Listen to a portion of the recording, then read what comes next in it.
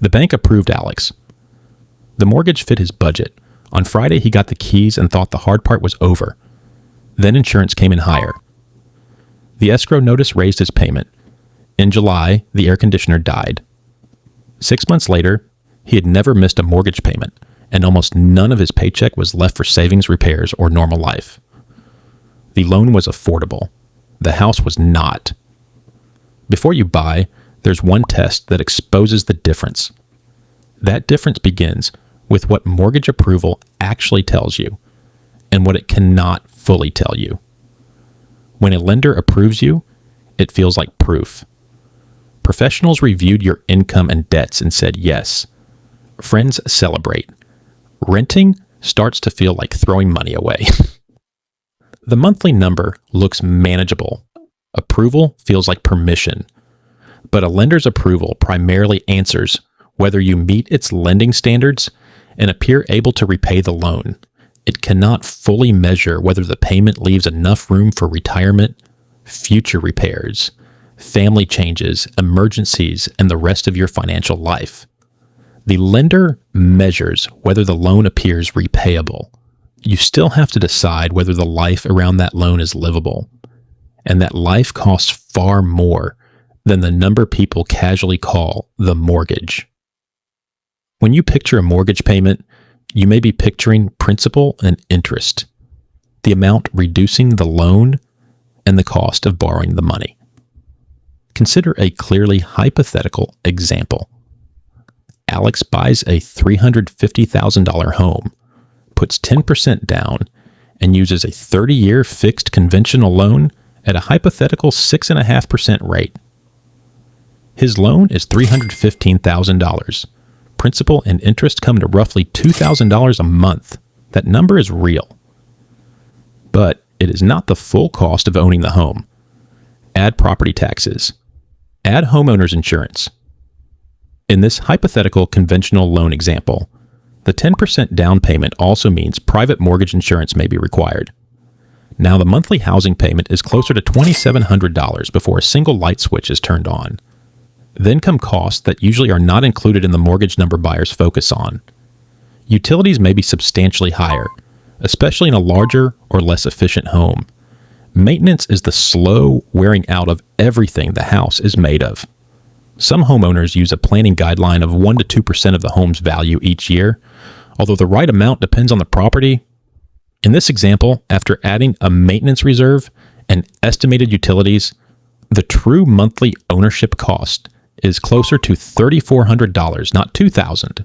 The principal and interest payment is only about 60% of the full amount Alex needs each month.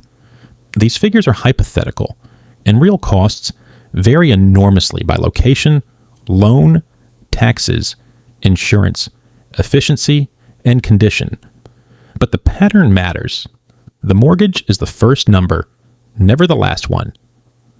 Then comes a surprise that catches even careful buyers.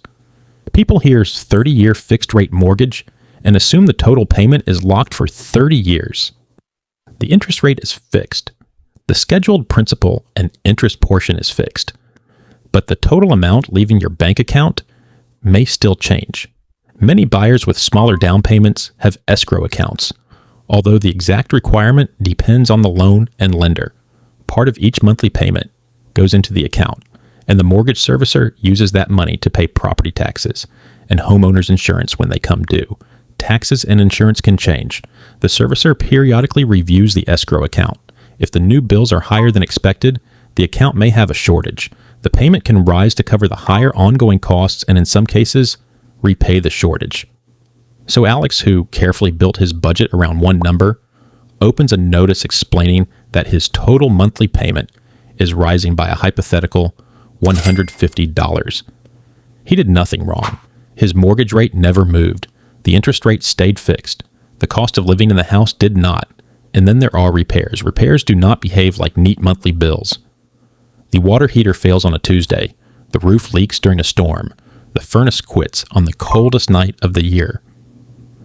Often with little warning and never on a schedule that respects your budget. The house does not ask whether this is a good month for a hypothetical $5,000 problem. If Alex has been setting aside money for maintenance, A sudden repair is painful, but survivable. If every available dollar was already going toward the payment, taxes, insurance, and normal living costs, the repair may land on a credit card. Now the house is creating debt on top of its monthly cost. Delaying maintenance can also make the eventual problem worse. A small leak can become damaged flooring or mold. People delay anyway, not because they are careless, but because the money genuinely is not there. And this is where being house poor stops being only about the house. Alex still makes every payment.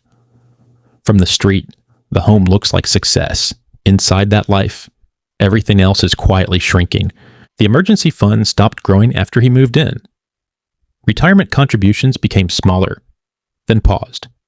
Vacations became maybe next year. A dentist visit, school fee, or car repair now creates real anxiety because there is no space left in the budget. Changing jobs feels too risky. Moving feels impossible. The credit card has quietly become the emergency fund. You can own the house and still feel like the house owns every decision you make. This is not a story about too much takeout. The house became too large a share of the financial picture, and cutting small expenses around the edges may not repair the real problem. The warning signs are often quiet. Housing consumes almost everything left after taxes. One escrow increase disrupts the month. Repairs go onto credit cards. Savings stop. Maintenance is postponed. There may be equity on paper, but little accessible during an emergency. A job loss or reduction in hours could become an immediate crisis. The familiar guideline of keeping housing near 28% of gross monthly income can be a useful starting point, although some borrowers may still qualify above that guideline. But the real question is not one magic ratio. It is resilience. Can the household absorb a difficult month? The pressure can begin before the first regular payment, the down payment, closing costs, inspection, movers, immediate repairs, furniture, appliances, and utility deposits. Someone can complete the purchase and walk into the home with almost nothing left in savings. An empty house and an empty emergency fund are a dangerous pair because the first problem can arrive before the cushion is rebuilt. None of this means you should not buy a home. It means you should test the real number before you do.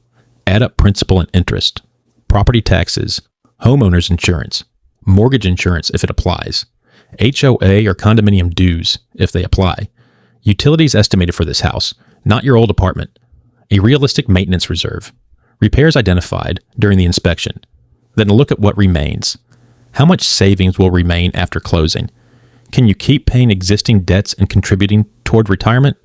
Is there enough room for food, transportation, healthcare, family needs, and ordinary life? Then stress test the budget. What happens if insurance rises? If the escrow calculation increases? If a major system fails during the first year? If income drops for 2 months?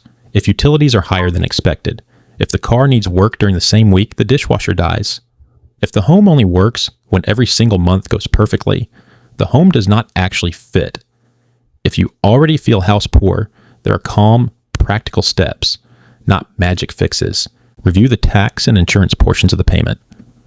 Understand any escrow shortage and whether part of the increase is temporary. Compare insurance options carefully without removing coverage you genuinely need. Where local rules allow, investigate whether an incorrect property assessment can be challenged. Begin building even a small maintenance reserve so the next repair is less likely to become new debt. And if the payment may become unmanageable, contact the mortgage servicer early. A HUD-approved housing counselor may also help you understand available options. Asking for guidance before the crisis becomes worse is not failure. A home can be one of the best things you ever buy. It can provide stability, privacy, memories, control over your space, and long-term value. None of that is in question. But a house only delivers those things if owning it still leaves room to live. The goal was never just to qualify for the mortgage. The goal is to afford the whole life that comes with the house.